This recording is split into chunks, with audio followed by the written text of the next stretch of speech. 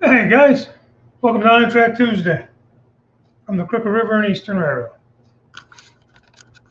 You guys can hear me or not? I don't know. Still trying to figure this whole thing out. So, make sure that works, I think. All right, who's in here? A lot of guys, jeez. Sorry about that.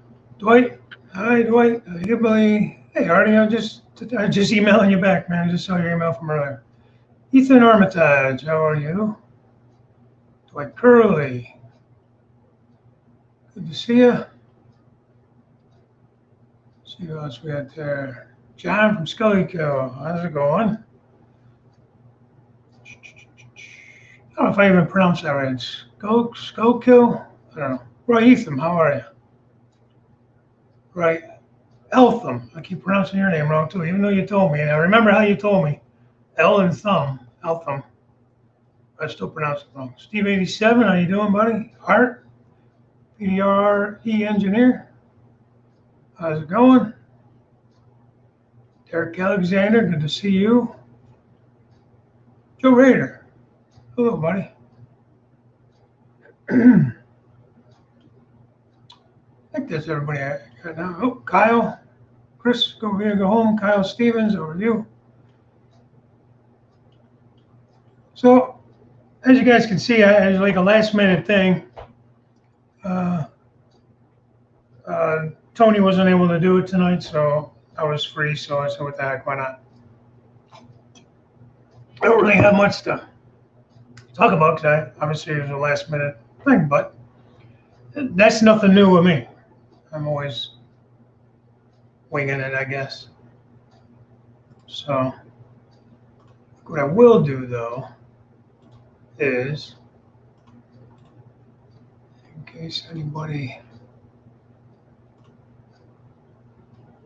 wants to join in, then we can bring somebody up.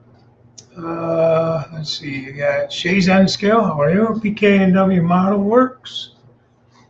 Davis frozen. I'm not gonna. Is it me? Is it? Am I frozen, guys? New Ferris on you.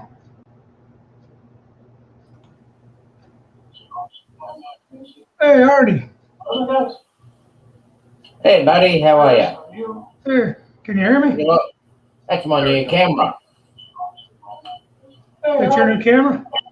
Yeah, Oh, looks good. yeah, I put it on the. It's sitting at the roundhouse at the moment, so yeah, I think I'll get a nice view from it. Oh, hey, Sparky. Hey, Lynn McCurdy. Desert of Southern California. PNSF CSX Bob. Hey, how's it going? All right. Oh, there you are. Yeah, right. Dragon Lover 68. Connie, somewhere in here. Connie.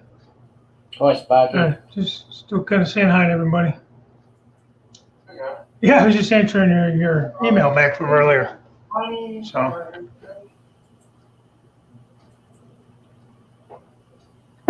Does this sound okay? Look okay?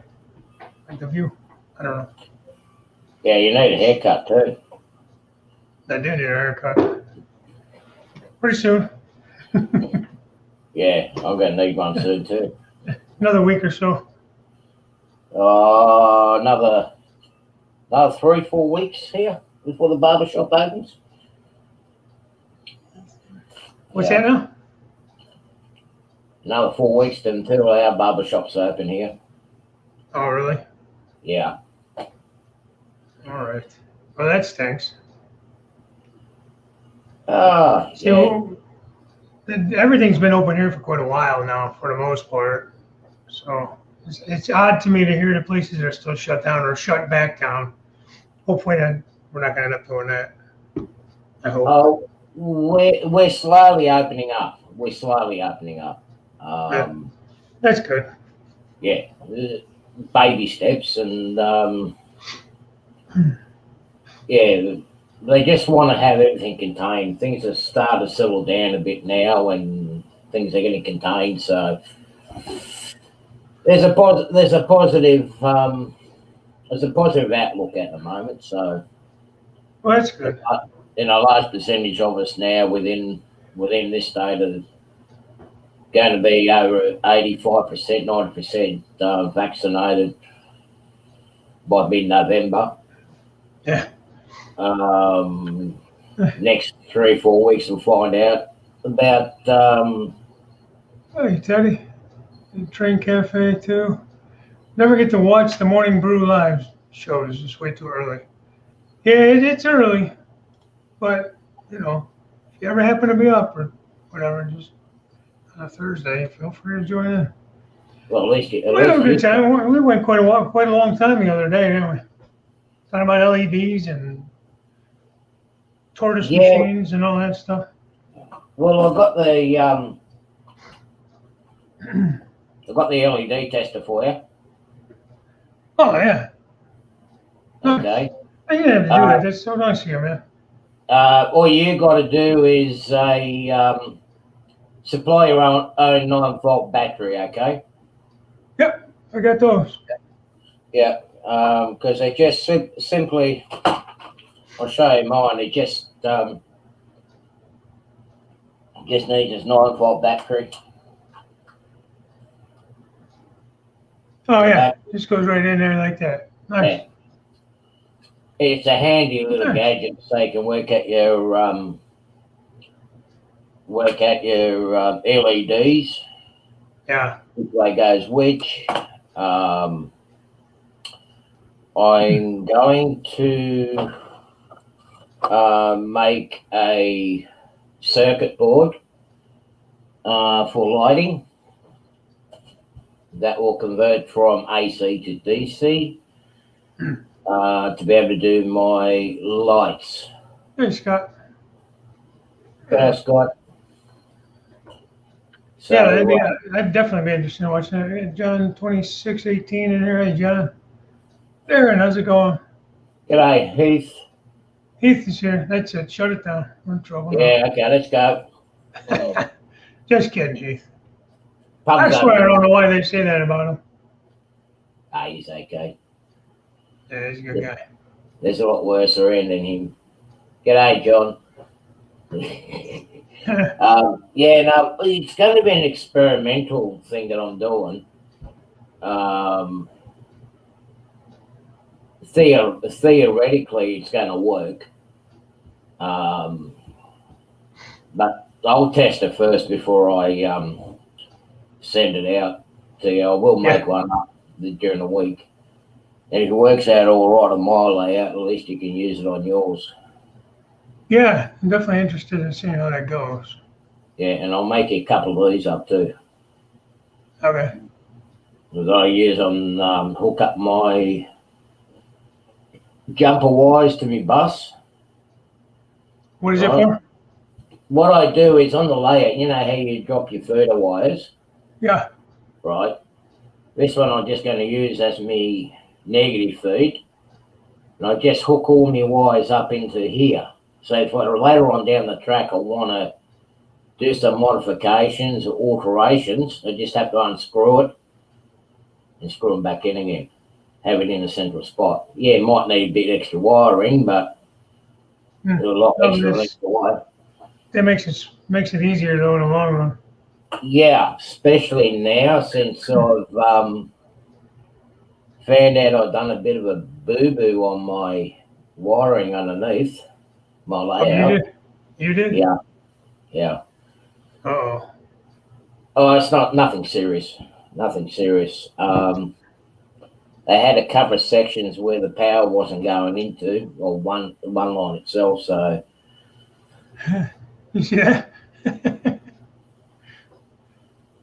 Anybody remember the days before Artie was a live streamer? Look, I'll go. Look, see, Heath. It's all right. I know where he lives. I was always, I was so nervous when I first started with On Track Tuesday and that, and I don't know. No, it's fine now. I mean, I never have any, I don't think I have anything to talk about half the time, but I don't know.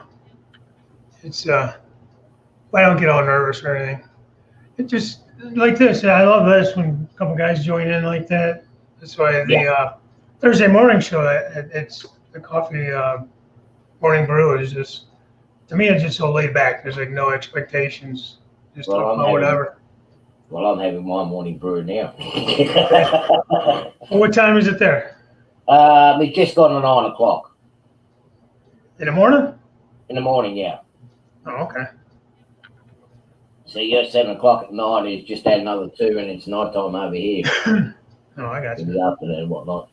But yeah, I went underneath the layout yesterday and just trying to trace the wiring and seeing why a couple of sections don't work. And then, of course, I'm using those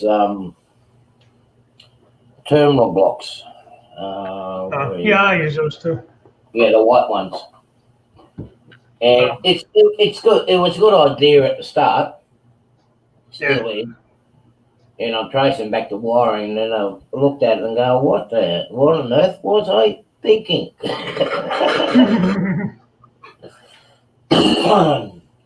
So now I'm going to be, now I'm on a home straight, I'm going to be able to fix that all up today. So get my trains up and running again and tidy up all the wiring, and should have the trains running by tonight anyway. Yeah. I'm still working on getting mine around. I got some stuff accomplished. I need to do an update video. It's been a while. Yeah, I need to do one too. Between being sick all last week and then trying to do some other stuff, I kind of got out of order of things. I got tired of building bench work, so I wanted to start laying some track and doing some stuff. I got a little bit going down in the yard here for, I don't know if you guys can see it or not, for the grain elevator. I was talking with the train freak. He's got Cub Scouts or something tonight. He was gonna come in, but he helped me go through and do some replanning of things. So the co-op was going to be on the upper level up here, but instead I moved it down to the first level. But we did a bunch of stuff there. And then today I actually got the rest of my divider wall up there. Yeah. So working on that. So I'll be working on getting that going. I want to at least get the framework on the second level in. The way you've done that co-op there is almost, the silos there is almost like what we got up the mountain here. But back to front. Yeah. It's just those Walder's kits. Well, they're fancy. Put the shed on the back of it. Yeah. Put the truck loader on the front. I thought it'd be more interesting to see the trucks. I don't know why. I don't know if I'm gonna keep it here, if I'm gonna slide it down that way more. I know that like right behind me is gonna be in this corner in here. You can see that next to the elevator is where I'm gonna drop it down. I'm gonna come up maybe, I don't know, 6-8 inches. I'm gonna drop and put a little river there. Well, it's gonna be like, I want to put a barge there to unload at the elevators. So this elevator I'm mocking up is in like Perrysburg / Toledo, Ohio area, and it's right on the Maumee River. So let's see, Randall Allison. Hello. Hey, Randall. Yeah, Randall. Dave. Okay, I don't see you. I hear you though. My camera isn't working for some reason, so That's I have to do it this way now. What's the best way to go? What do you guys like better? I just keep playing around. I don't like that at all. You're the host. You're the host of the show. You do what you want. Yeah, that's right. I'll go like that. That's a little better. I'm trying to show you that instead. Hey, you guys, I don't know if you know, but the one sponsor to my channel, Chris from Seawork Studios, he does all the paintings in it.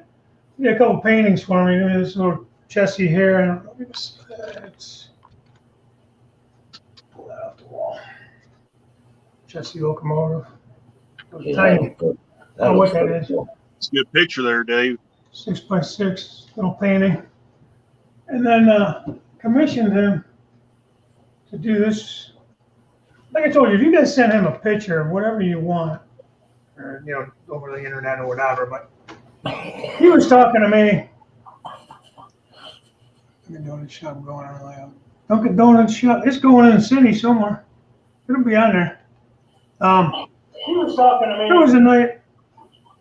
One day, Chris was asking me. He said, "I want to do a picture of an old truck." It'll be on there. He was talking to me. There was a night. I can't hear what he said.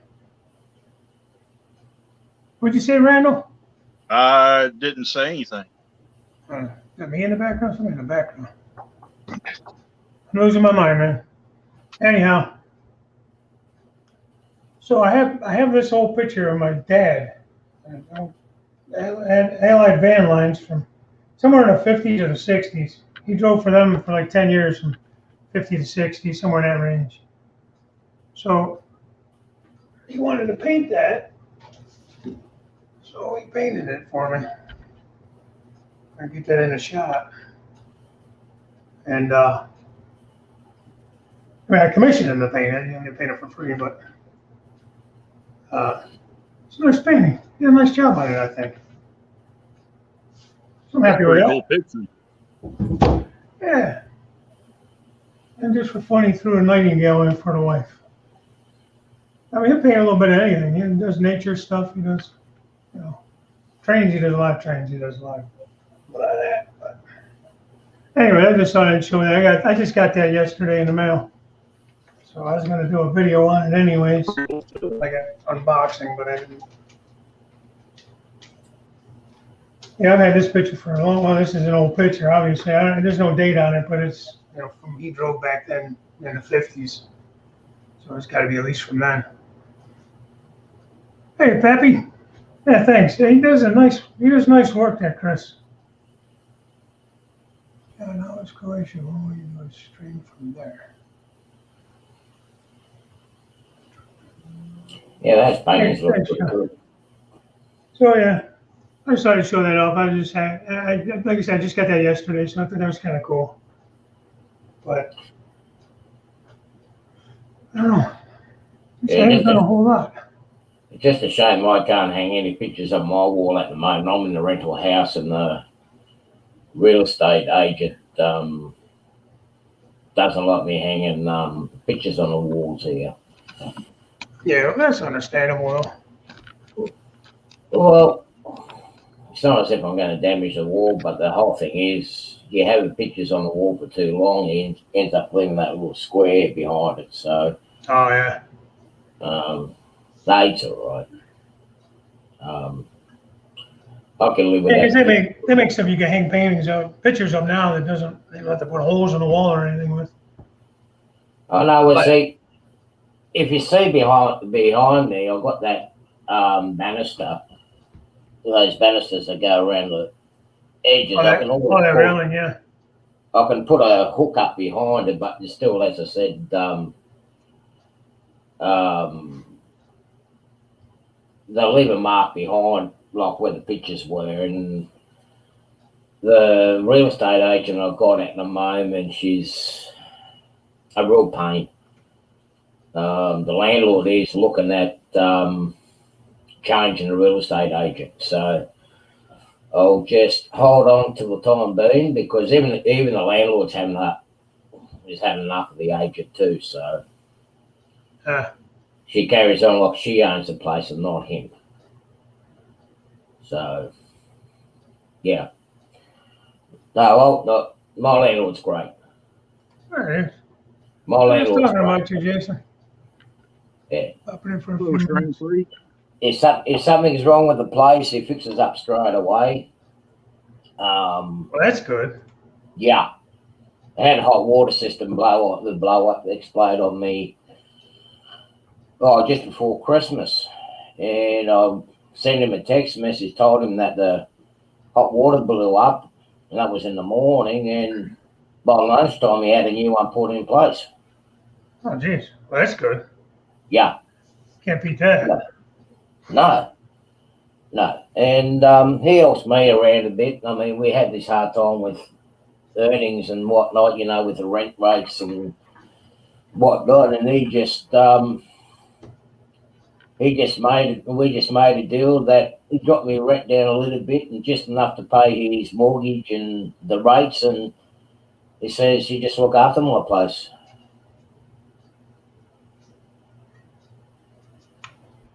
Heath wants to know where your accent is from. It doesn't sound like the typical Aussie accent. Could they Well, have it's a not. It's not a typical accent because when I travel to the US every 12 months and try to get that Yankee accent, I'm losing. I haven't been back there for 2 years, and excuse me, I've got a European background. You better watch how you say Yankee if you go. I thought you have relatives in South Carolina. They don't like that Yankee stuff too much. Oh no! We don't like the Yankee stuff down there. Yeah. My sister should be rolling. She'd be spinning in her grave with me saying that Y word.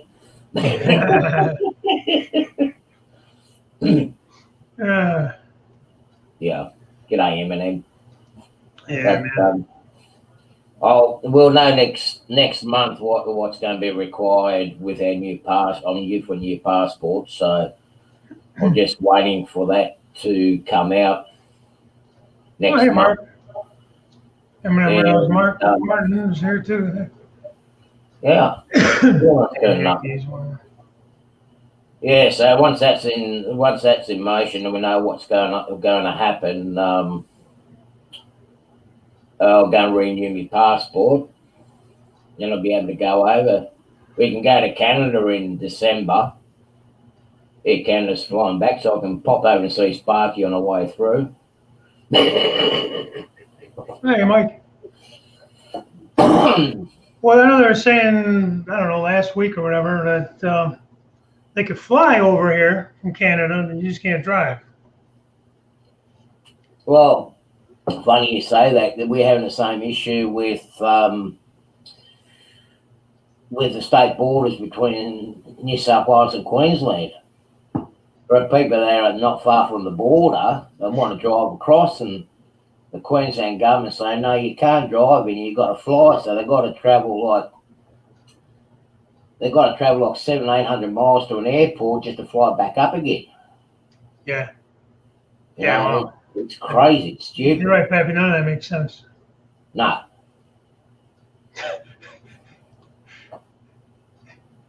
You see what Heath just said? Kangaroo. What's those little bear things? Koalas? Those bears? Oh, the drop bears? In a little gummy tree or whatever the hell they're in. Yeah, well, there was a song we used to sing in kindergarten or something about the koala bear and some kind of tree. It's a kookaburra sits in the old gum tree. Yeah, that's it. It's a kingfisher. That's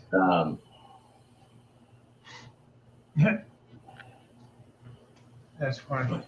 Here we go. We're going for the upside down jokes.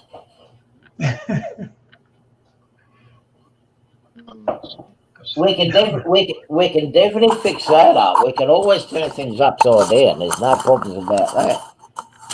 Let me just get it right first. Uh-oh. I don't know what you started, Heath. Okay. Let's see how we're going to do this. Yeah, Heath, you just started trying a bit of trouble. Yeah, I've got to work out how I'm going to do this.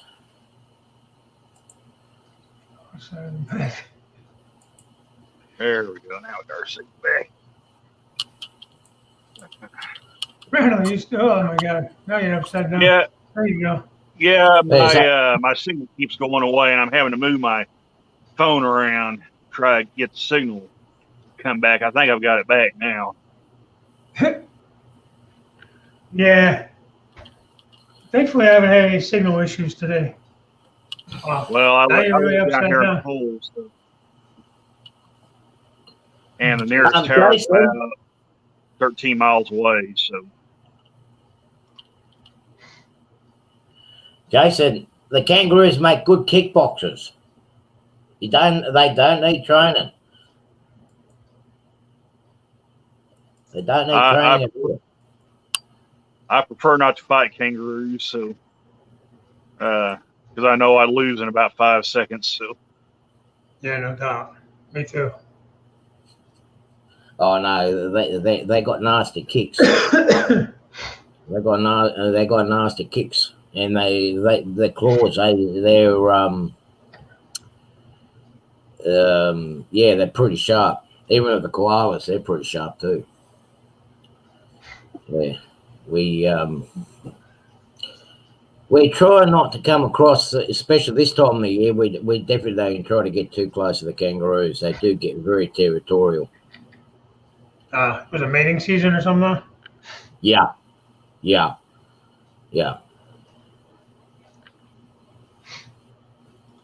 me and Dad used to watch those nature shows, and they'd show them kangaroos and stuff like that. It's pretty neat. So, Oh yeah. There's no to aim for the crotch.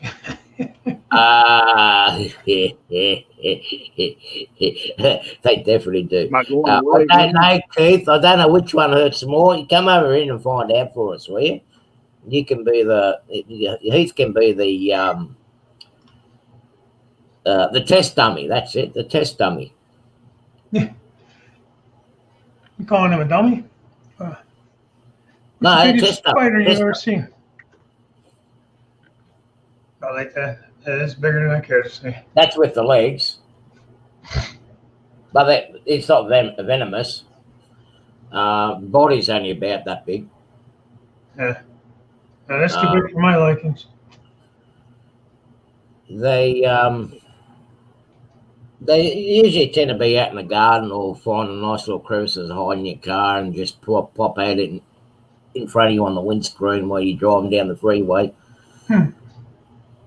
But my spiders here, we've got a good understanding. They're welcome to stay outside. They come inside, they're dead. But Steve 87th PSAP. Plug the Down and Dirty Weathering Contest 3 and Midwest voting for the contest. Steve, if you have a link or anything to that, feel free to throw it up there. Unfortunately, I did not get in on that. I thought about it, and I don't know. Just maybe the next one. But yeah, it does sound like fun though. Yeah, throw some kind of link or something up if you got one, Steve. That's with JC Rip Track, and who else is in on that, Steve? I think that's one he's doing, or one he's in on.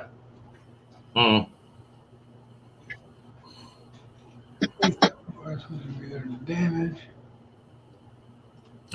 Yeah, no, we don't really have any issues with spiders and snakes and that. Like in suburbia, you just keep your lawns cut down real low and don't leave your lawn clippings in a pile. And spiders, well, they are coming out now, but I mean, the most dangerous one we have here is the funnel web, Sydney funnel web. Yeah, they are poisonous, but they're normally in the rocks and whatnot. They don't normally. Very rarely do I have them in the house. Very rarely. I've never seen one yet. Redbacks, which are like the widow spiders. Yeah, you get that, but you get a bit of spray or just swat it, and that's it. That's the end of it. But I mean, really, there's nothing really much here that's going to kill us. Yeah. And the state surgeon, he'd go the other way. You know, he's not interested. It's when you get people like Steve Irvin and some of these other people that start poking at it, of course they're going to get aggressive. Yeah. Yeah. Okay. JC Rip Track, the Mudfather, and one other Midwest Metal Railroad is the sponsor. Oh, I got you. Yeah. He finished kangaroo jokes. Good hobby shop. Yeah. I order a lot of stuff from them. Yeah. You get good prices. They're good. And they have a lot of stuff in stock. Lately, it seems like things just can't get them in stock. Can't get in. Where that IQ boxcar from. What's that, Randall?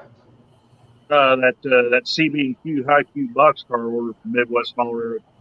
That thing is huge. That was Oh, yeah? a lot bigger car than I thought it was going to be. Is it like one of those box cars? It's a boxcar. It's let me run and get it right quick. I know I picked up several of those Walter 60-foot high cubes. Those are nice. Yeah, I'll read it off here. It's Tangent Scale Models, Greenville Steel Car Company, 86-foot high cube double plug door boxcar. They're great for CB&Q. For Burlington. Auto box cars. Auto parts cars. Take care, Jason. Drive safely, bud. What's that? Jason's got to run again. Oh, okay, Jason. Thanks for stopping in. Have a good one, Jason.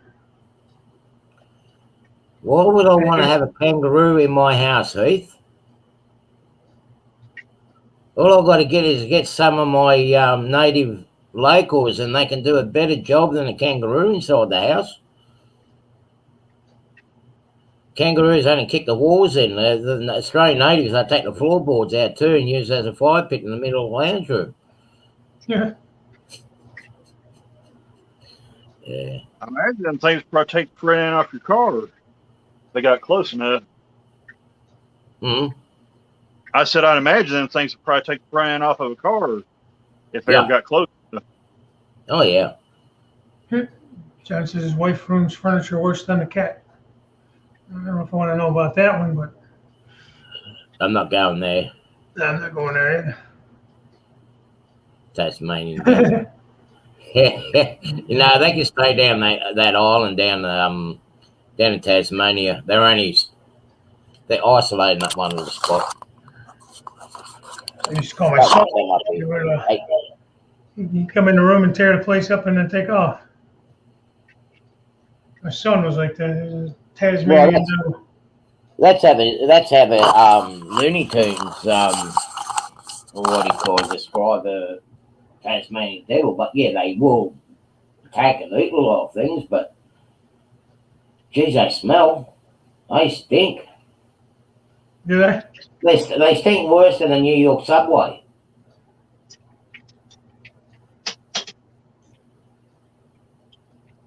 When I was there in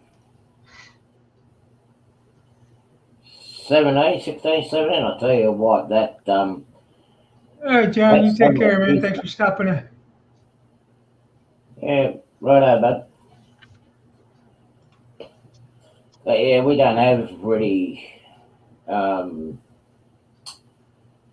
I mentioned the other night, Dave, we don't really have any wild animals here. Not like over there. Yeah, no, we don't have too much up here.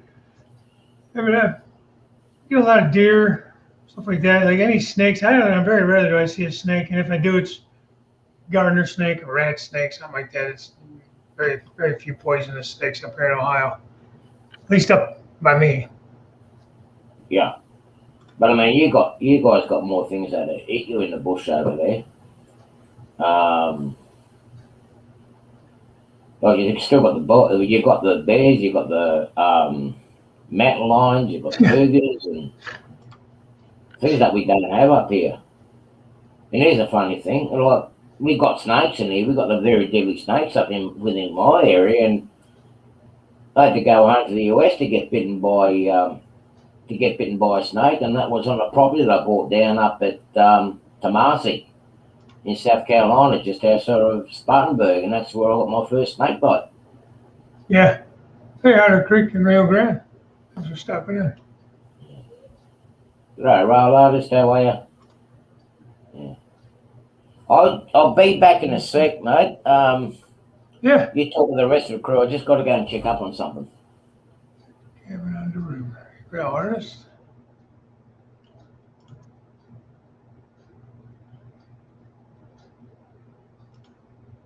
I'll drop him down. He'll come back up maybe later. See, Dennis. Yeah. Okay. Ethan Armitage. Keep saying hi. How's it going, man? Said hi when you first got in. You're like the first guy in. Well, Dave, we finally had a visitor from CSX last week.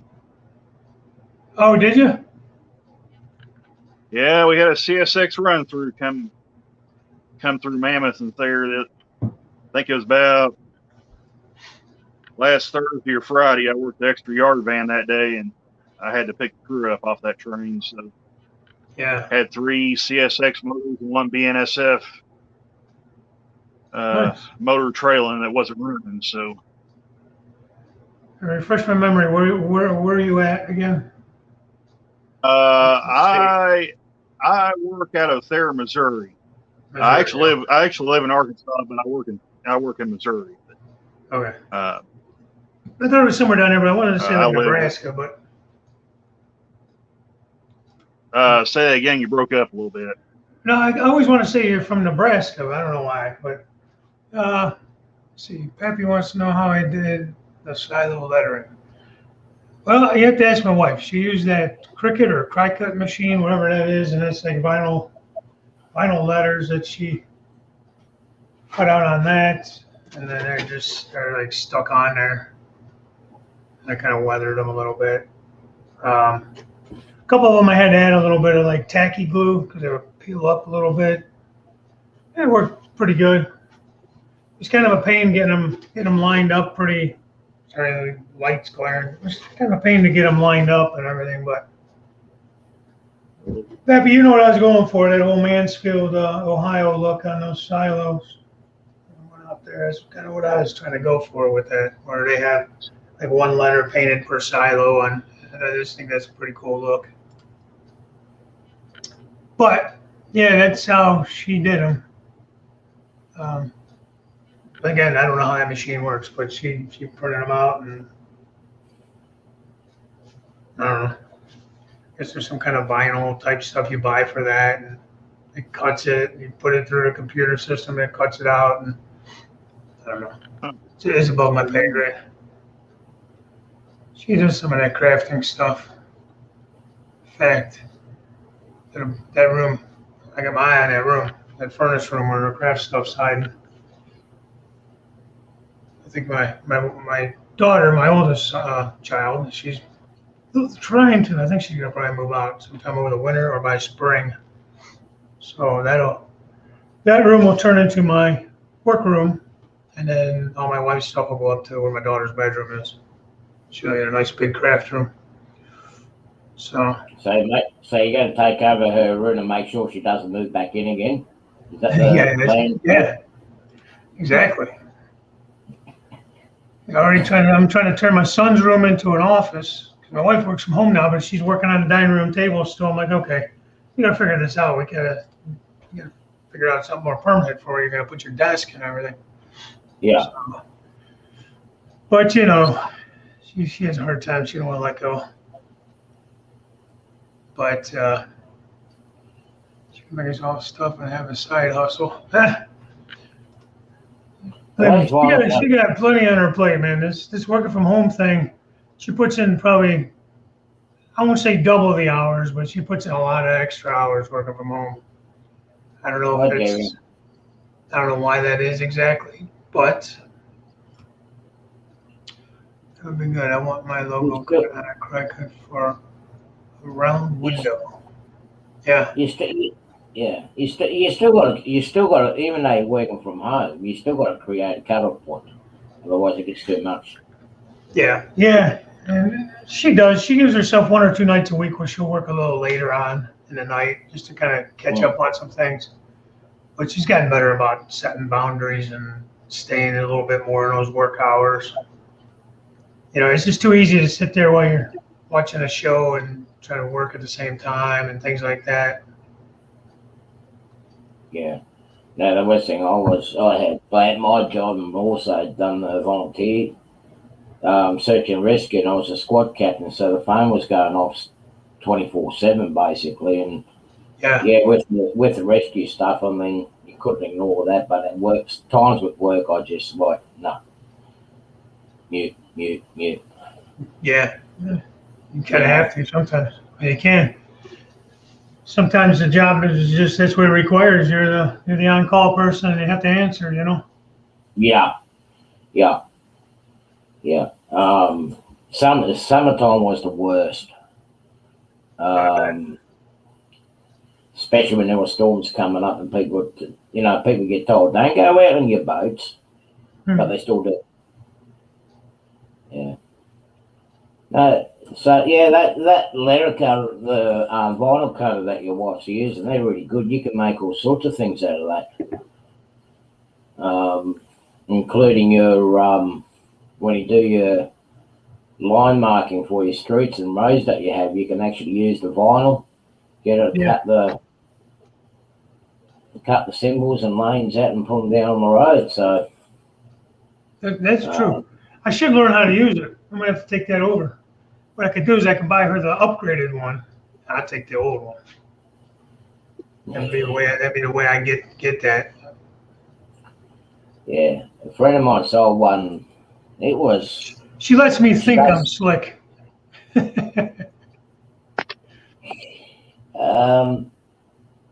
It was the songwriters use it, and a friend of mine, she had to sell hers, and it was what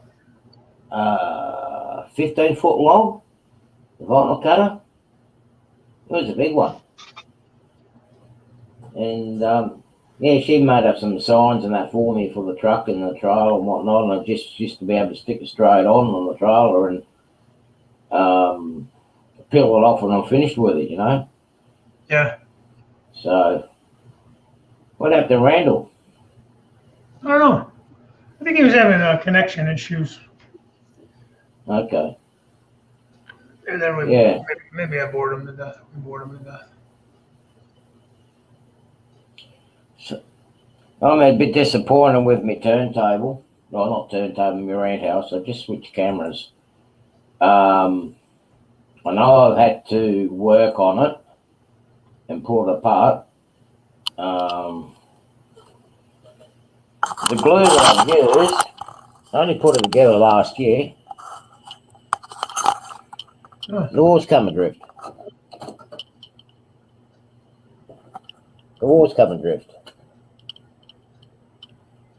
Huh. So I don't think I'm going to be using that glue again when I put it back together again.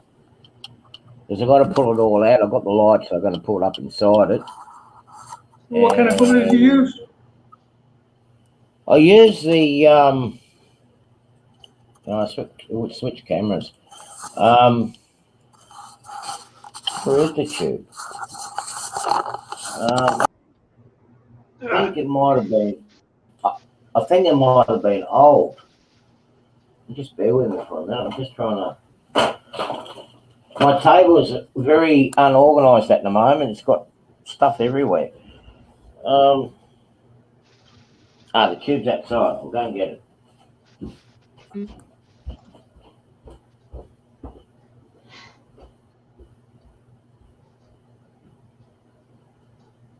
Trying to make Artie bigger. I'm trying to figure out how to do that. There we go. This is what I used. That's what you used on that last time, or that's what you're going to use this time? Yeah, this is what I used on last time. Is it my Rebel? Yeah. It used to be really good, but I think it's it was just old glue. Yeah, maybe. And I don't if think the glue's old, it seems to crystallise a fair bit. So, and then look, it's even got a hole in it too. Yeah, what is That's that? interesting. Yeah. Is that? What the hell is that? Is that like a reflector or something on there? Oh, I know what it is. I've got the green screen up. Oh, what the hell is that? Yeah, it's got a Matthew green wants patch to know on how it, you're going to move all that stuff when you get to the States. You come to the States, how you gonna move on it? Oh, it splits down. I made it so you'll actually pack up. You make like modules? Like, Yeah, it's in modules and it's in pieces. Like here, where the engine shed is, the loco shed, it actually splits here. yeah. And I've got plugs on the bottom of it. Right, so all I have to do is unplug it, wrap all the wires up that's inside it, and then, as you see the black frames in the background, you know, Yeah. these black frames here, I can actually use them to bolt the layout together so it's all in modules. Oh, that's smart. So yeah. So as I'm doing the work, I'm what's his name? I'm doing it so that when I do pull it apart, I can pack it together and what's his name? That's better. I can pack it all together and it's going to be secured and everything's going to be protected during transport. But I think that might end up going in the ship because it's going to be a little bit too heavy to put in an aircraft container. Oh yeah. But the way I'm doing, The other day you were but the way I'm talking doing it, about, the other day you Yeah. were talking about using it to go by plane. yeah, with my general house stuff that I've got in my train, like my actual trains itself, there's no way I'm going to leave that on the ship. Yeah. I'll just pack them up into an airline container, have them come along with me. But for the layout, it's just going to be packed up in a little I get up at 4 o'clock every ship morning. container and send it over. I might be in a hurry for that. And Heath, if you think Brandon, the layout's Sorry, I going to didn't be mean to done interrupt in you. Go such ahead. a way that I can actually extend it. Go ahead, What'd you say, Randall. Randall? I was just going to tell Heath if he thinks waking up at 4 a.m. is bad, try getting called at like 1:30 in the morning. Yeah. Those are pretty Yes. rough. You're saying it's wake up at 4. I get up at 4 o'clock every work morning. I start work at 5:30, so I'm up about 4:15 Monday, Wednesday, Friday. And the other days I'm usually up by 6. I used to go. I normally used to go to I bed just at go to 4 sleep. o'clock in the morning. You go to bed at 4? Huh? You said you go to bed at 4? I used to, yeah. I used to get home middle of the night and whatnot. I never used to go to bed till about 4 or 5 o'clock in the morning.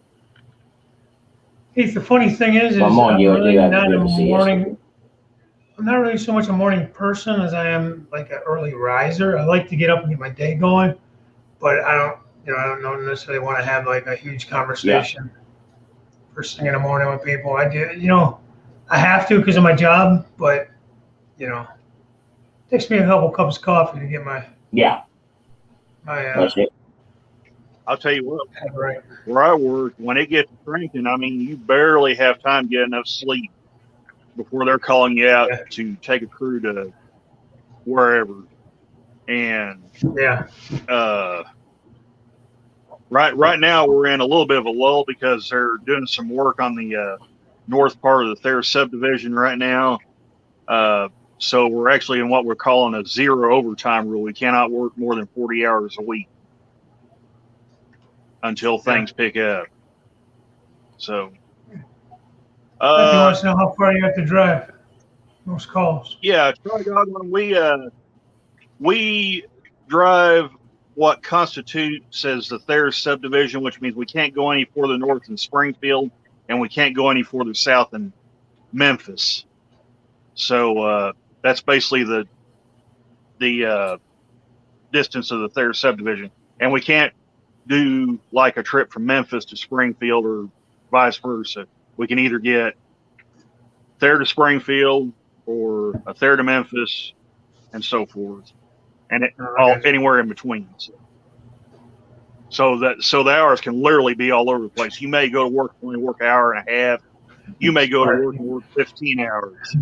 So it's just all over the place. No, I don't take food to the cruise, Sparky. They do some. He's not Grubhub, man. They do. They do stop on the way. If they have places they want to stop, you basically stop at the places they want you to stop, and until you reach your destination. So that's Split Rock says to Okay, come walk around. train drivers. Oh, that's a good takeaway. Here, we'll just stop at the crossing here and go and get our lunch and dinner. Yeah. I don't think if I quit them right now. He just wants to know, do you take the van home or do you got to drive to the van and then take the van from there? You leave it at the shop and go to the shop? As it stands right now, we have to drive to the vans. All of our vans are based at the yard in Thayer, Missouri. We do, in some extreme cases, have an option to take a van home with us. However, I prefer not to do that because the roads I live on aren't that good. So, yeah, it pretty much destroys the vehicle. So, enjoy your ice cream there, Billy. Sparky might want some. Yeah, they'll bring back some. Yeah, bring some back to share. Yeah. On some of the on the job that I've been doing probably the last 5-6 years, we're doing resurfacing of the roads and whatnot. And usually out in the middle of nowhere, 9 times out of 10, we've got someone that's doing the cooking for us, having a little barbecue on the side of the road, or someone going out doing run sharings, but us truck drivers get missed out, so we go out and have a feast of our own.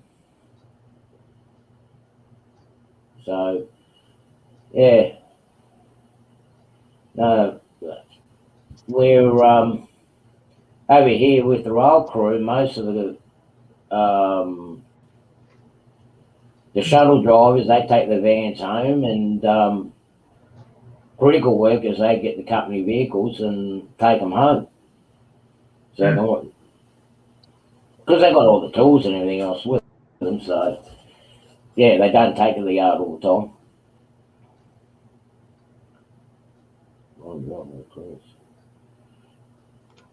Well, there's guys over here. There's jobs going on over here at the moment to do that.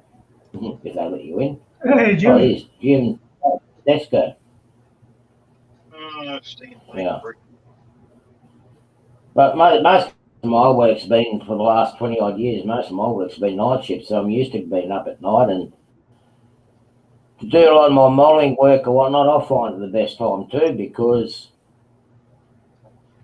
normally it's nice and quiet and peaceful. You don't get all these interruptions.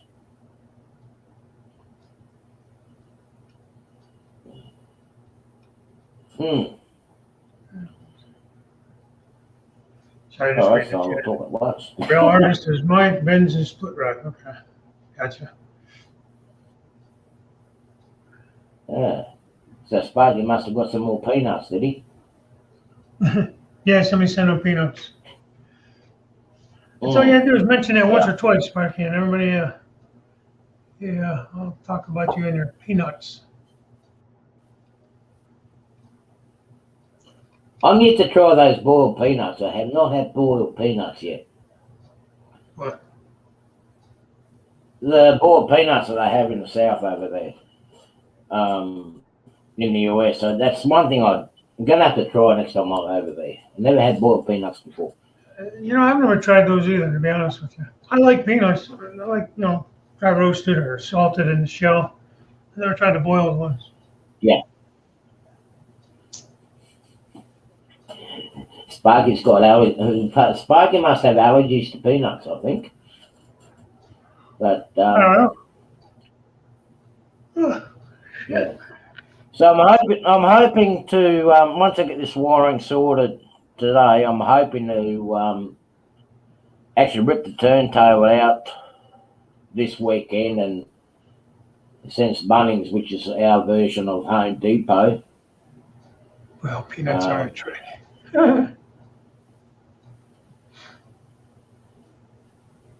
Yeah, I've never tried to boil peanuts. I don't know. No, neither. So now is your Um, turntable all automated and everything, or what? What's that? I mean, your turntable is, I'm going to say, motorized, automated. Is it DCC? What is it? It's DCC. It's a Walthers kit. Yeah. I am waiting for the electronic component for the turntable where you can do the automation and whatnot. But it's sitting somewhere on the Pacific Ocean, floating on its way over here with my the GG1s that I've got coming. I've got 4 GG1s coming. I've got 2 in the black Amtrak, and 2 Pennsylvania ones coming over. But someone messed up with the shipping. Instead of sending it UPS, they've actually sent it by postal service, charged me airmail, and they should have thrown it on the ship in the container. One of United States Postal Service's tricks. So, yeah, I actually ordered the split rock. I actually ordered these GG ones before I knew each. So, yeah. Yeah, actually, those blue tubs are going to come in handy. I'm going to have to keep an eye out for them. You can pack more into those blue tubs. Did you see them the other day, David? What's that? Did you see those blue tubs that Heath had on his live stream yesterday? No, I didn't. They're actually quite good. No, they're actually quite good. Last night because I was working, so. I'm gonna see if there's any around here, because most of the tubs you've got the curved corners in it. The ones that Heath has got, they're all got right angles in it, so you could actually pack more things into it. Well, they're not a bad idea.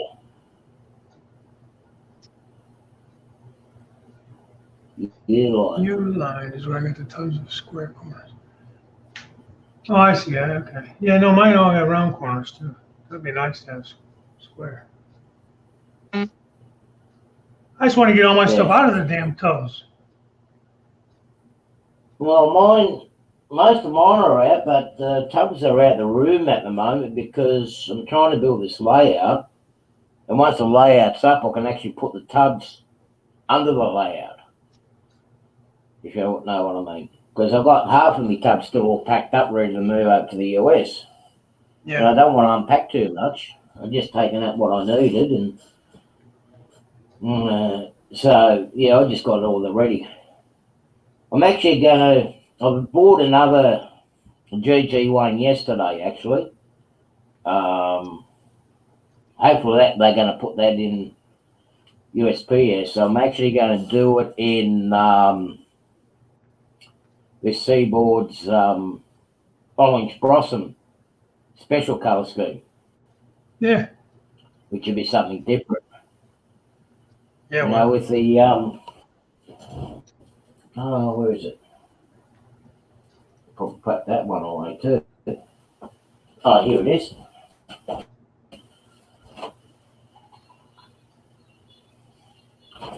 Just to upset Heath, I'm going to do it in that colour scheme. Oh, that's nice. Yeah. Oh, that's your Seaboard. That's the one they did up for the old. Yeah. Yeah. That's the one they did for the I know old a guy that just had special. I just had one done in a AC That's the 70 ACE. He had one painted up. Yeah. And it's I got, similar scheme like that. It was nice. yeah. I've got this one here, and then I've also got the, what were they? The E8s.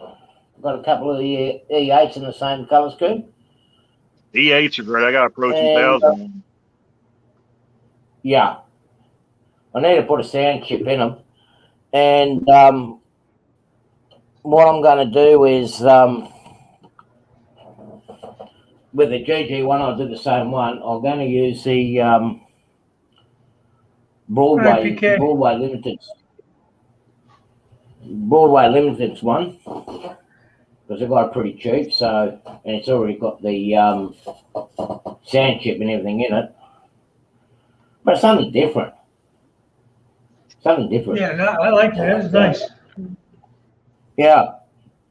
It's going to take a bit of doing, but yeah, I'll have plenty of time. It's going to be something for Christmas for me to do. What are you doing? Scenic Hills? Is that what it is? Scenic Hills, yeah. NZ, is that New On the other Zealand? side of the stick.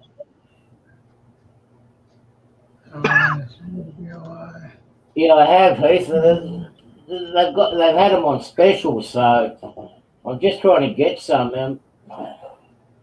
With a lot of the BLI stuff, like the Paragon 2 and the Paragon 3s, I haven't had too much problems with it. Those BLI GG1s, are they the brass hybrid ones, or are they straight plastic? I can't remember. Tell you. Yeah. I cannot tell you. Yeah, I don't know. I'll let you know I'll let you know once it washes ashore here. Yeah. Either way, they're expensive. I looked at the price of some of them. Well, when I looked at the price for the GG1, well, in general with American engines, like the Bachmann's, the Bachmann one that they came out with, the new electric engine that came out. They're about $260, $270. Do the conversion rate, $300. Yeah. Australian, right? Now, for an Australian engine, here I'll show you an electric one. Hi, Derek. Hi, Pappy. Yeah, this is the one that we had doing the coal duty in my area. That's an electric. It's an 86 class. Oh. Right? Double-ended. There's only two of these in existence now. The rest have been cut up. But just the engine itself, without the decoder, just the DC unit, is $300 Australian. How much? And then when you put, pardon? How much? $300 Australian, which is about 270, 280 American. Okay. And that's just DC. That's no chip in it. Wow. But you put a sound chip in it, and another $200 on it. So I'm basically got a $500 engine here in Australia. Well, I was getting ready to say you're probably getting close to 500 right there. Yeah. So, you know, if you can install it yourself, then you're lucky. But if you've got to pay someone else, there's another $50 there. So you're looking, you know, $550 to $600. So I'm better off just going back to buying American stuff. At least I'll get a better deal with all the American stuff and bring it over. I mean, BLI's GG1s, I'd say they'd be the top of the range compared to the Bachmann ones. The Bachmann's ones are about $130 at the moment. Yeah, I don't know.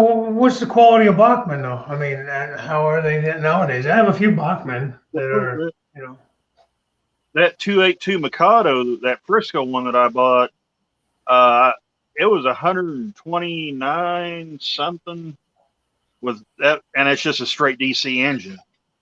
Yeah. And, anymore, that's cheap for a steam engine. Yeah. Martin, that's Yeah. a HO. Sorry, that's a HO. This one here. Double O? No, HO. Yeah, Joe. What's HO? Okay. Yeah. And Steve's saying, well, this one here, Steve, I can actually have it run on the rails. And when I take the shell off, I can actually have power picked up off the pantographs. Really? And I believe the Broadway Limited's one, you can actually get it to pick up the power from the pantograph too. That'd be kind of neat. Yeah. Yeah, so I've got some more of those electric engines, and I am doing catenary on my layout, so I can surely flick it over to run on DC. On DC, so that's going to be an interesting operation. Yeah, that'd be neat though. If you can run it off the power lines. Yeah, well, see, it's pretty Somebody just had what was it, Factory Direct trains or something like that, had some Bachmann steamers on there. They had a how one was it? Not the nickel plate. 765. It wasn't that one, but it was. I want to say it was around 250 something.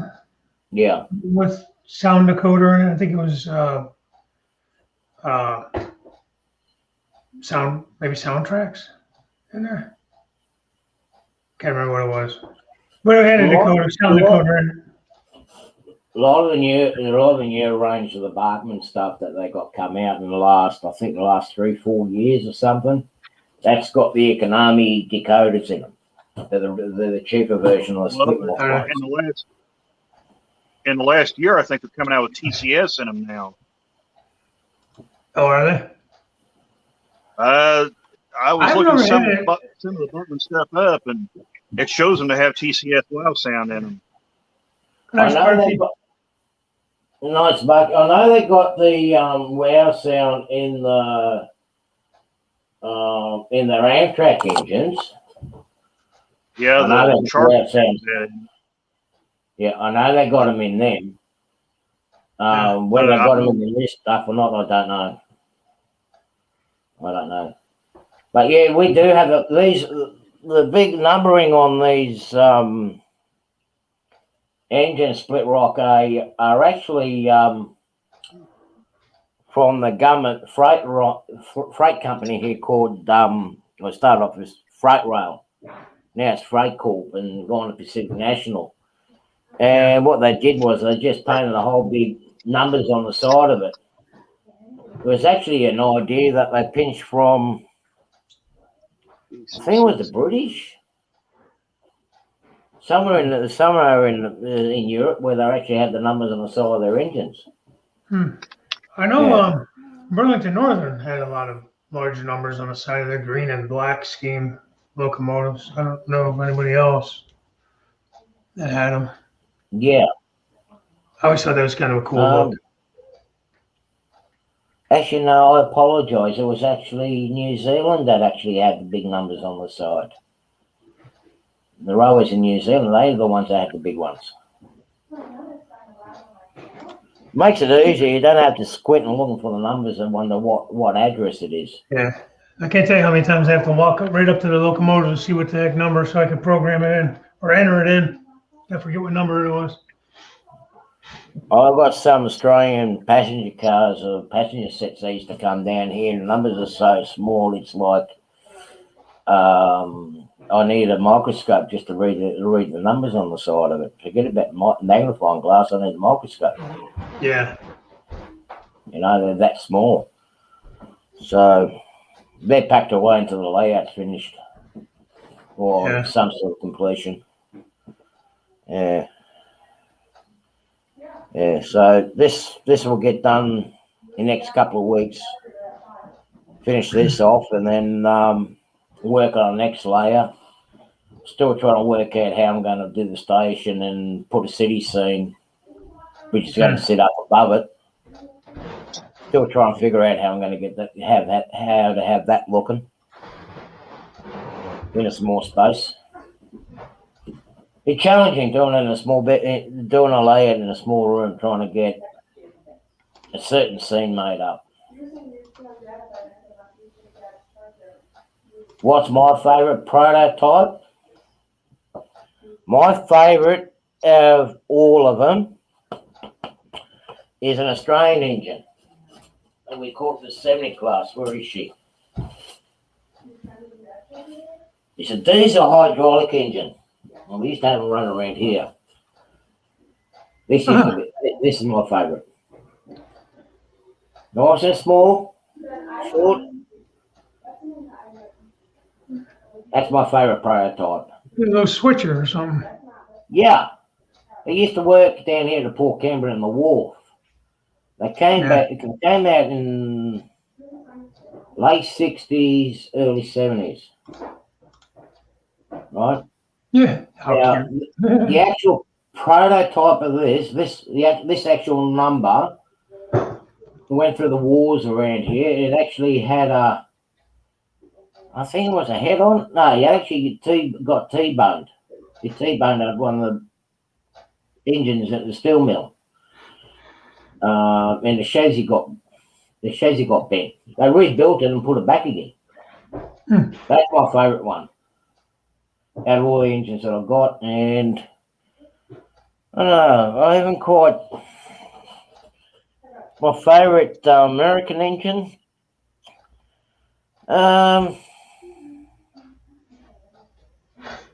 I think with the E8s, the E9s are my favourites in the US. Yeah, I'd say the E8s, E9s, they're my favourite. And the modern era ones, the Dash 8s and Dash 9s, I like them in the modern era. So yeah, but that's my little favourite. I've got another 4 of them coming. Those little ones which will be used for the yard work and whatnot. And they're good for a small layout because they don't take too much space on the siding. Yeah. Mm. Yeah, they're nice and compact. That's for sure. Yeah. Like when I do my switching for the cold tower, I can actually use because my siding on the head shunt that we call here, I can fit 3 30-foot coal wagons behind and push it up to the coal tower. When I use the S4, I can only use 2. So they're almost double the size of that other one. Yeah, just about. Yeah, close. Yeah. But the Australian version of this, I think I shared this with you the other night, Dave, but I'll share it with the other viewers, is this one here, the 48. Same engine.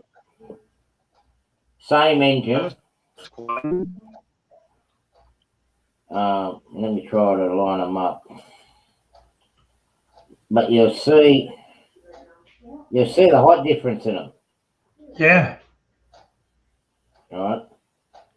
It's mainly because of the tunnelling system and whatnot. This one used to run in the Sydney line system and used for freight passengers. They still got them. They were going to scrap them. They're too versatile. The reason why they made them so small is so short is so they can actually fit in through the tunnels. Oh, wow. Because the gauging that they use in the tunnel system and that in New South Wales, especially out of Sydney, is is based on the British measurement, not the American measurement. This is a bicentennial rod, split lock. This is, well, what's my favourite railroad? Australian, I work on the New South Wales government scheme, which works on Indian red colour scheme in the Tuscan. That's the Indian red, the deep Indian red. Yeah. And this is what we call the reverse scheme. That's almost like a Wisconsin Central scheme. Yeah. Right. Let me see. Or Ohio Central now, I guess it's Ohio Central. Yeah. This was a bicentenary scheme. I'll go and see if I can dig out the original. Hang on. Let's see. My favorite CSX is. Well, I like the YN2 scheme, the yellow and gray and blue. As far as locomotives, I mean, I like the modern stuff, the ES44s, the Tier 4s, but I'd have to say the SD 40-3s. I love that rebuild, the SpongeBob cab. I think those are sharp. Yeah, those are cool locomotives. This will be my favourite local engine as the main line. Oh, wow. That's the original colour scheme for the New South Wales Government Railways. I'm That's too much cool. space on the window. It's double-ended. I don't know that I've ever seen one like that. I was gonna say, it could go either way. They're very Looks like an E similar. unit or something. It's very similar to the PA units. It's an Alco. Yeah. Right. There's still some of these running around in main service as well. I think there's only about 4 at the moment. And this is made up in the, this is made up in the the local colour scheme, basically. So this will be my favourite in Australian stuff. On in American stuff, split lock, I would say would be Seaboard and Chesney, which is now CSX. Yeah. And I actually just trying to keep in the same area as what my Australian stuff is, like basically from the late 60s till probably about late 90s. Yeah, and I think I was saying the other day, if I didn't model like more modern, I would probably do right around the CSX takeover years, like when you still had some Chessie and some B&O, C&O, and all the fallen flags in there, some Chessie painted stuff, and that's early pretty much, CSX. That's pretty much what I'm doing. I'm doing this basically the same thing. Yeah. This one here was made by a company called Trainorama, Split Rock. Was it? A company called Trainorama. Trainorama, yeah. Right. But there is Aucition. They've taken pre-orders now. They should be out by Christmas this year, if everything goes well. But what they have is, it's going to be hard to see. You see the little marker lights on it? Right, this one hasn't got operating marker lights. With the Aucition ones, they're going to be working, marker lights. Okay. These are actually, we call them the 44 class here. I just can't think of what the second biggest Alco motor they had in it. Because they had this, and then they went to, I think that was 500 something that was in this. Turbocharged. I'll just get the last Alco. You need a set of those. Okay. Yeah.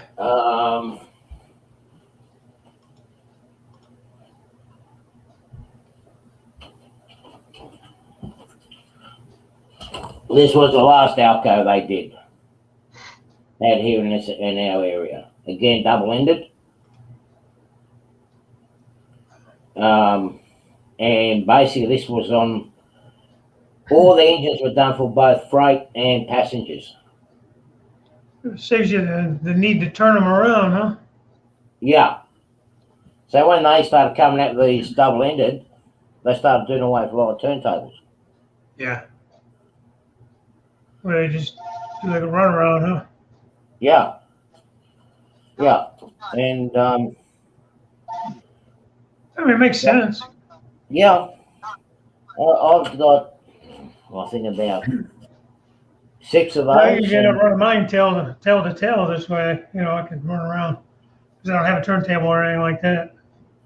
Yeah, well, I've only got the turntable in the engine facility here. Yeah.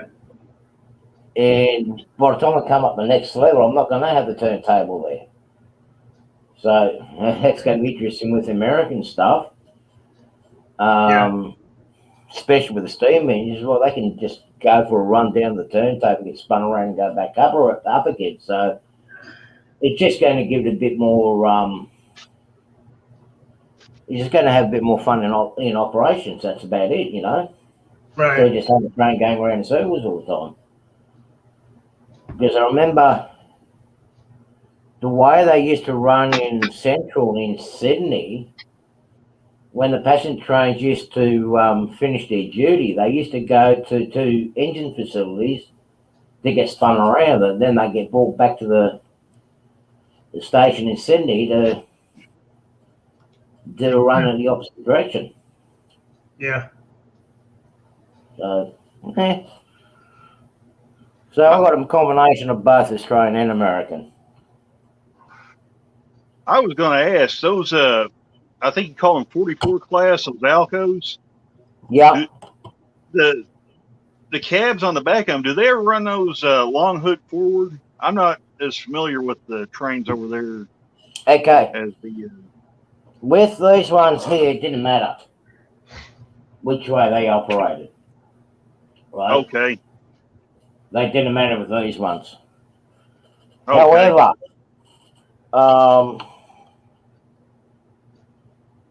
when they went up the mountain, they were coming down the mountain. They always try to have the long end forward, coming down the mountain in case they have the runaway. Okay. Now, going on the South Coast line with these 48s, back in the day, they always had the short end going south. They always had to have the short end going south if they could, and the long end going north because of the visibility, if you understand. Thanks for stepping in, Steve. What you making for dinner? Anything good? I gotta go eat dinner too. Hopefully you've got enough to share around. It's getting close to lunchtime here. Well, not quite, but you can always have an early lunch. Yeah, it so does look like the Super Chief a little bit. yeah. But I mean, these are one of the biggest, best workhorses I still got around. They still run them. Yeah. Especially on branch lines out west, on the wheat fields where the track maintenance is very poor because the track can actually take the weight off it. And they're not that heavy, but they still got a good tractive outfit. You see a rake of about 4, 5, 6 of these engines up the front until they get to a good main line, and then the new big powerful engines come out. I will do a shot with the new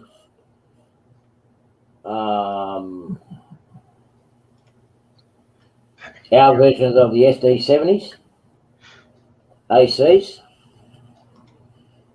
We've got them here too, but they've actually got a different shell and different frame on them. They're actually sitting a lot lower so they can fit through the tunnels. Yeah. It almost looks like a Jeep 7 or SD7 or 9, you know, with the low hood and the way it's set up on the short end there. Yeah. Well, that's where they got the idea from. Yeah. That's where they got the idea for this. And up in the front here, in the front section there, they've actually got the bathroom facility in there. Yeah. They've got the washroom. It's like the it's like the dash. Is it No, it's the U-boats, I think, or the Dash 8s that have the bathroom up in the nose. Yeah, yeah. But in the 44, they only had the bathroom up in the long end, and not in the short end. They didn't have it, so you had to go through the whole engine to get to the other side. And in the 80 class and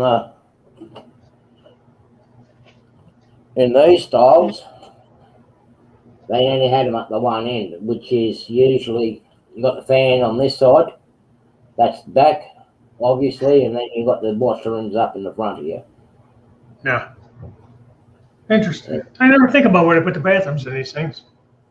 Well, with our trains here, because the stops and towns are so far apart, you couldn't just have the train stop wherever they wanted. So they usually use them on the run. So. Hey, Crazy Joe. Yeah. So hopefully it gives you guys a bit of insight in Australian. They're cool locomotives. What was that, Jason? I was just saying, those are cool locomotives. Oh yeah. You know, they still got some 80 class engines working too, but they're normally keeping them out west because of the emissions. The 48s do occasionally come down here. We do have an engine facility in my area in Port Kembla, where they do major repairs and whatnot to it for the southern area. They even do repaints. And but yeah, they still keep them out west. They scrapped, I think, about 15 of them early last year. But the scrapping program come to a screeching halt because they realise they're starting to cut too many engines up, and they're not going to have enough motive power for our bumper harvest season coming up. They're not going to be able to move the wheat. Yeah. Because last year we lost a lot of grain because we had a mouse plague and they attacked a lot of the grain. So they don't want to have a repeat of it this year. Yeah. You gotta have power to move it. Well, yeah, the bean counters, the university graduates have got no brain and no sense of what life is like outside the city. Yeah. They forgot about, you got to get the wheat and grain and farming material down from out west. And the only way you're going to do that is because everyone's pushing to get on rail. It's like we can't get on rail because we don't have the engines. Well, I'm not really much of a prototypical as such. I'll try to get it reasonably close, but if I throw something like many times, I'll throw engines are not supposed to go with that particular train or carriage in that particular era. I'm guilty with the American stuff. I always mix the areas up. With the Australian stuff within my area, by the time they changed the colour scheme, it was nearly a 20-year, 25-year period. So even with the rolling stock, they use the same rolling stock for about 25, 30 years. Mm-hmm. So if I throw an old carriage in between and whatnot, well, close enough to prototypical. I'm not going to go and count every rivet, but looks right. It needs to go on my layout. Yeah. Well, that's it. Everyone's got a compromise, and you're very, very right with that comment. Look, I've got to laugh at it because people will turn around and say, "Oh, you can't run steam with diesels, not prototypical. You can't do this because it's not prototypical." Well, I've got a European background. My family that comes from former Yugoslavia, right? now parts of Bosnia and Croatia and Hungary or Serbia. But up to 2019, as far as I know, they were still running engines from pre-World War II era, doing coal duties. You know, they got some of the early electric engines back from the 1950s. So this is my version, my layout. Well, the times are doing tough. You know, my railroad can't afford this fancy dang modern era stuff. It's just going to run whatever it can. Yeah, I like what Rare Artist said here. He's like, you know, names of industries and places are prototypical, but the placement is freelanced. That's kind of what I'm doing here. What do they call it? Proto-lance. Kind of like you're trying to somewhat keep an era or keep roughly an area, but it's not necessarily going to be, you know, this is the name of the town, but it's not the exact street names, and you know everything's exact, and you just don't have room for it all. There's no way you can do it. No. You know. No. I would like to do, once I move to the US, one area that I would really like to do as a prototypical layout is of my home station, Unandera, before the electrification. Right? Yeah. We had the first KFC restaurant there outside of Sydney. You know, it's now a Chinese restaurant. Yeah. You know, a lot of the structures, I just want to get the people to have a look at what it used to look like. And it was a very strategic station. We had the sheep and cattle racks down there, or livestock pens there, where they used to bring the cattle and the sheep to. I mean, that's all gone. That's all now a car park, community car park. Then, of course, we had banking trains that used to go up the mountain, and then used to have that limestone train that came down to that station. It used to be an interchange with the steelworks when they brought the limestone down. But, I mean, what's prototypical? Yeah, a lot of people do sneer at prototypical, but you see, like with Spritlock, it's got its own railroad company. Well, I'm basing my stuff on a railroad company too, which is, I'm going to pinch the colour scheme from the local steelworks when it used to be Australian Iron and Steel, using orange, tangerine orange with black zebra stripes up the on either end. Mm-hmm. Yeah, that's a cool look. I like that look. Yeah. Rio Grande did a lot of that. So did Burlington Northern did a lot of that. Then I get all these old steam engines. Hang on. Right? I'm gonna bring that up. Yeah, I'll get all these old steam engines. Got different names and numbers on them. Oh, I like this one. Yeah, but that's an easy fix, though. You can renumber them. Yeah, I mean, this is a Allegheny with Eagle Ridge Railroad on it. Well, I mean, that's my railroad. Mm-hmm. It's been leased from the company. I'll run what I want with the modern stuff. That's what it comes down to. You do what it's your railroad, it's your rules, man. You know, isn't that the old saying? My railroad, my rules.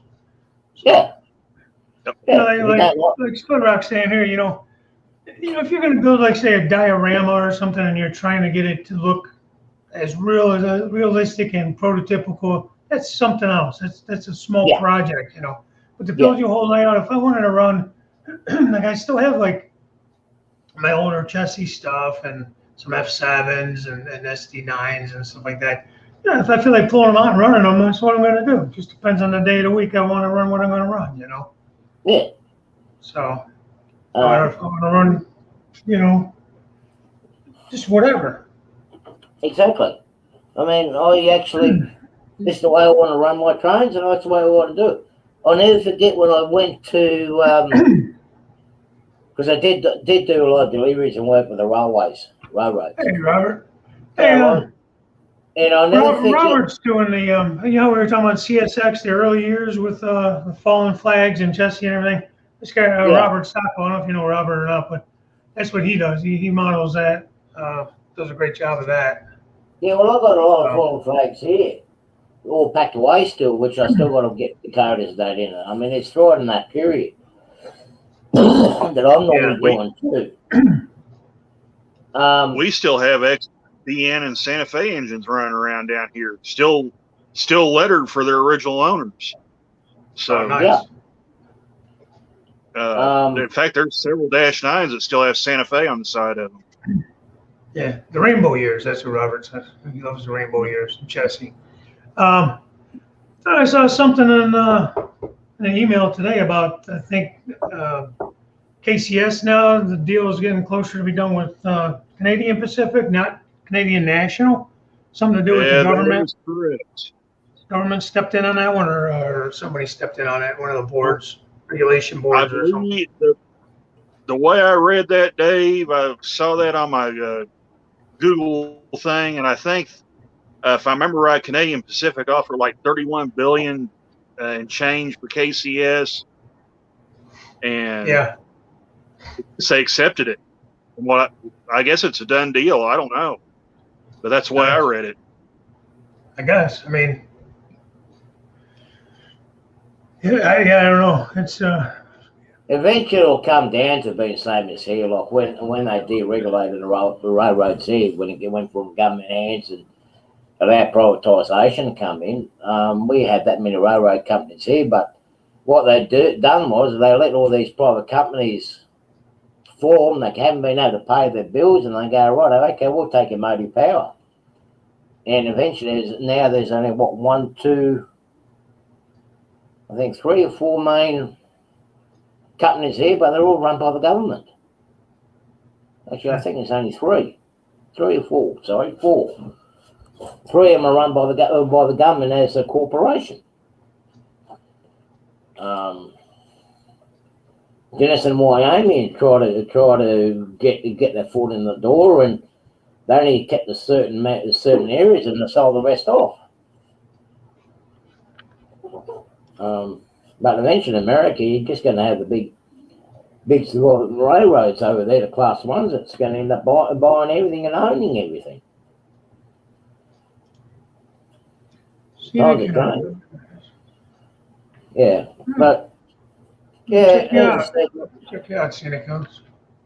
Yeah, as I said, I'll never forget when I first done my because I had to do my safety induction to work on trackside, work on the railroad, doing deliveries and that. And I'll never forget one of the comments that was made, because yourself, there is a standard on the railways and rules that you got to follow. But by the end of the safety training course, they turned around and said, well, this is the standard, but it's our railroad, our railways. Mm-hmm. We make the rules and we can change it as we please.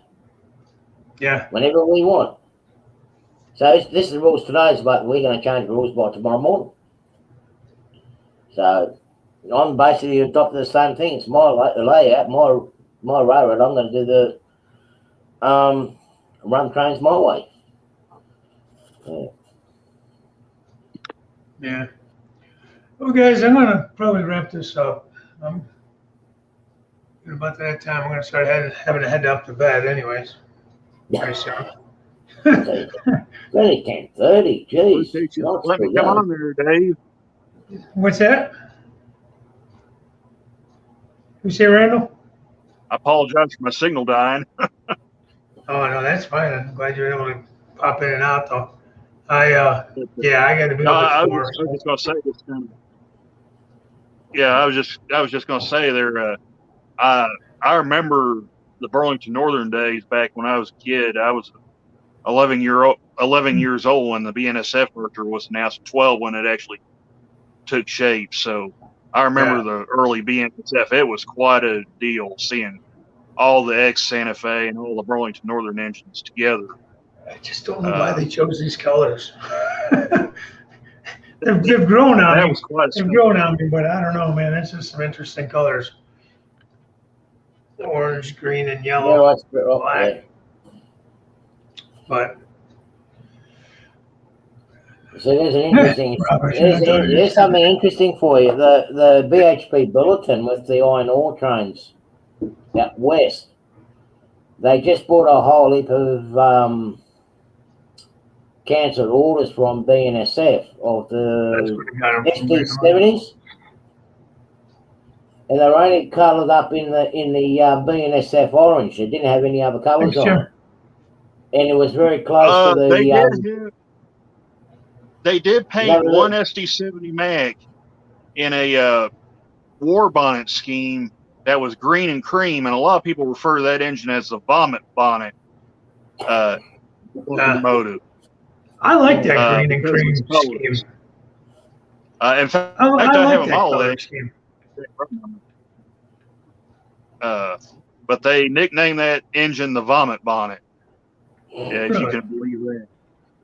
Well, Huh. yeah. But it was green and cream, and had a red stripe around where the green curves and runs down the bottom of the engine. Yeah. And it had Burlington Northern Santa Fe stenciled on the side of it. And I believe that engine wore that scheme up until about 2013 or 2014, and it was repainted into the current black and orange scheme that they're running now. So, but that was quite an engine. Didn't have a very flattering nickname, but it was still quite a locomotive.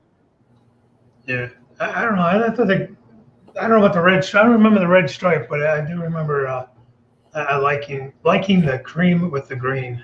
I don't know if that was a Burlington Northern color or what it was. That was BN's final paint scheme. Was that executive? They call it the executive scheme. Yeah, maybe that's what it is. Yeah, and those were nice looking engines too. We still have some of those running around here on the Thayer sub, but and they still look really good even now, 25 years later. So yeah. Well, guys, it's been fun, but that's seriously going to get going. Appreciate it, Dave. But catch you guys maybe Thursday morning if you're up or what have you. You're still up already. Yeah, I'll be finishing my dessert by then. Yeah. Hopefully my light will be up and operational again by then. Might have some automation going. You can run some trains for us because I got nothing running. Not really. Yeah. Soon. Hopefully by guys. December. I want to have the main line in by December 1st is my goal. We'll see what happens. No, hurry up. I want to make sure it's all finished by May next year. I want to play trains there when I come over this next trip. Yeah, absolutely. I'll bring some Aussie stuff over. Yeah, okay. That works. Yeah. Righto. I'll talk to you guys all. A nice chat with you, Randall. Yeah, nice chatting with you too, Artie. Yeah. Okay, thanks for stopping in. Check out all the other shows. I think next week will be Robert. It should be me again the week after that. Next Tuesday. Yeah. But thanks for stopping in. It was fun. I like just chatting like this, Catch you guys later. All right, guys. Yeah, see everyone later. See Sarah and Sprit Lock and everybody else. We'll see us when we see us. Yep. Hello to everybody in the chat. Hope you all have a good night. So, All right, guys. Take care. See you guys later. Take care.